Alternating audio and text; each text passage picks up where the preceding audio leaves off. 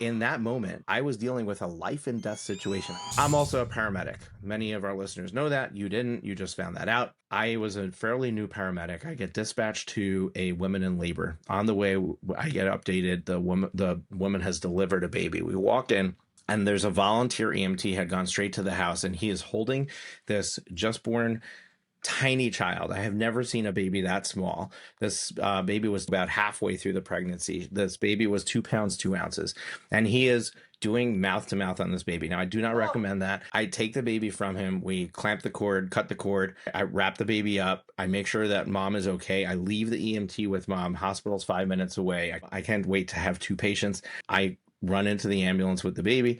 We start resuscitating the baby with some BVM, like blowing air into the baby and warming the baby with aggressive resuscitation. We were able to basically get the baby to be crying by the time we walk into the hospital. Fast forward a number of years later, I walk into the ER and the nurse says, "Hey, by the way, your kid was here." And I'm like, "My kid? I don't even live here. Like, why would my kid be here?" She's like, "No, not your kid, but like, you remember that baby you brought in? Well, he was just here. He's the cutest thing in the world. He was here for a cough and a cold or whatever." The moral of that story, when I tell it is, hey, in that moment, I was dealing with a life and death situation.